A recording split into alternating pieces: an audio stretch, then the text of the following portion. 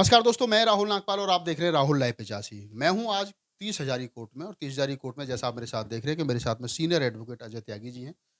अजय त्यागी जी के बारे में मैं बता दूँ कि अजय त्यागी जो भारतीय जनता पार्टी का किसान मोर्चा दिल्ली प्रदेश है, उसके प्रवक्ता हैं।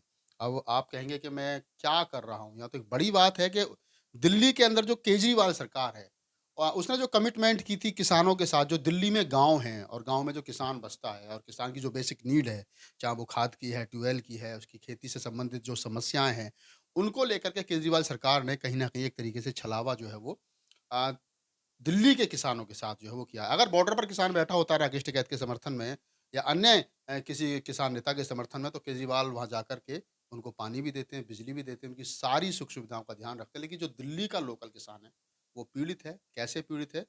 दिल्ली में भारतीय जनता पार्टी का किसान मोर्चा जो है वो कल से, यानी कल 9 तारीख है और 9 तारीख 11 बजे से अनिश्चितकालीन हड़ताल या धरना सीएम हाउस के आवास पर करने जा रहा। वजह क्या है, जान लेते हैं। अजय भाई, आपका स्वागत है। क्या वजह है जो आपने बताया है कि जिस प्रकार से आप धरना प्रदर्शन या एक तरीके से अनिश्चितकालीन प्रोटेस्ट कर रहे हैं, क्या है पूरा मामला क्या है? सबसे पहले तो धन्यवाद जी, आपको और आपके व्यूअर्स को जो जी, हमारा दुख और हमारी पीड़ा सुनने के लिए आए।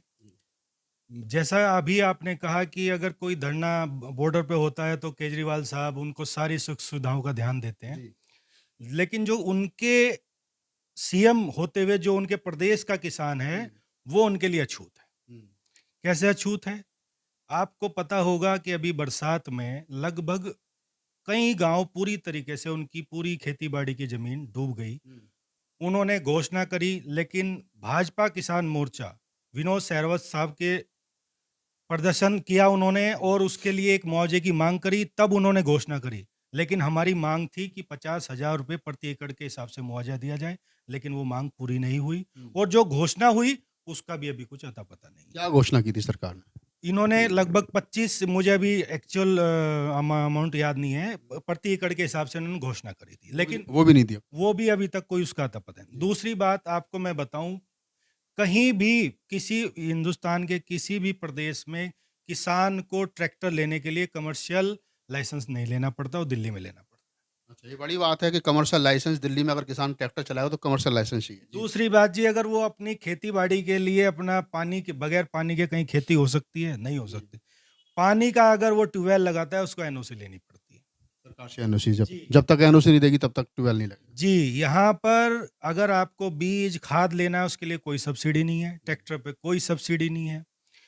दूसरा, बहुत बड़ी बात मैं आपको बताने जा रहा हूँ, पहले जब गवर्नमेंट लैंड एक्वायर करती थी किसान की, हुँ, तो उसको अल्टरनेटिव प्लॉट देती थी। हुँ, जिसका 10 बीघे का से ज़्यादा किसी का एक्वायर करा है, तो उसको वो देते थे लगभग 400 गज का प्लॉट जी, और जो 10 बीघे के से कम का किसान है, उसको 250 गज का प्लॉट देते थे। हुँ।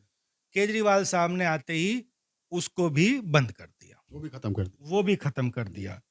अब कोई किसान दिल्ली सरकार में हुँ, अगर बेचारा स्वर्गवासी हो जाता है तो हुँ। उसके बच्चों का नाम म्यूटेशन में नहीं चढ़ रहा है।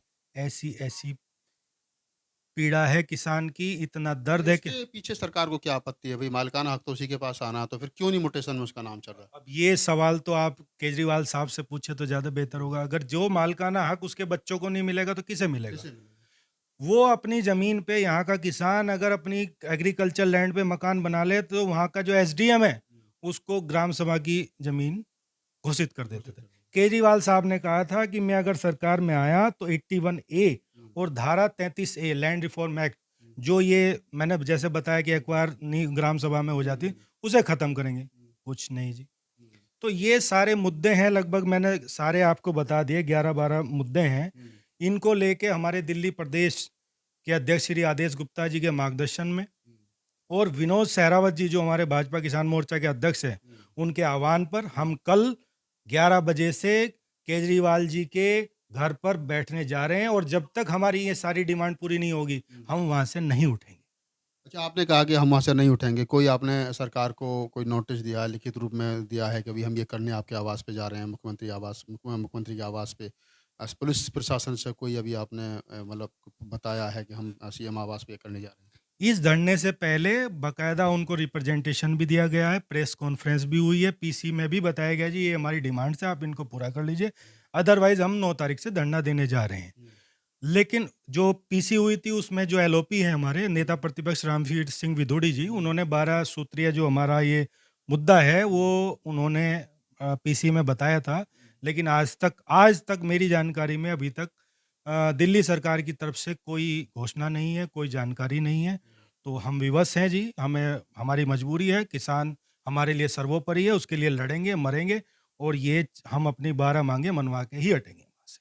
तो दोस्तों आप हैं अजय त्यागी, उन्होंने बताया कि जिस प्रकार से 12 मांग जो उनकी हैं अगर सरकार नहीं मानेगी, आज तक का समय है तो कल 11 बजे से यानी 9 फरवरी से सीएम हाउस पर 26 अलीपुर रोड जो है उसके पीछे सीएम हाउस है दिल्ली में, वहाँ पर सीएम हाउस के घर का घेराव जो है वो किया जाएगा और तब तक किया जाएगा तब तक कि ये 12 मांगें जो है वो नहीं मानी जाएँगी। किसान को अन्नदाता कहा जाता है कि किसान अगर उगाता है तो पूरा मुल्क खाता है। लेकिन अगर किसान के साथ में इस तरीके की ज्यादती की जाएगी या किसान को इस तरीके से इग्नोर किया जाएगा, जो बातें अभी अजय त्यागी ने हमारे साथ साझा की, अगर ये वास्तव में इस तरीके से किसान के साथ एक तरीके से भेदभाव हो रहा है, तो ये गलत है और इस पर हम भी अपने चैनल के माध्यम से कहेंगे कि जो केजरीवाल सरकार है, उनको इन माँगों पर ध्यान देना चाहिए ताकि दिल्ली के अंदर जो है वो माहौल शांत रहे और किसानों को उनका अपना हक जो है वो मिल सके। मैं राहुल नागपाल, कैमरामैन सीएल बोध के साथ 30 हज़ार रिपोर्ट।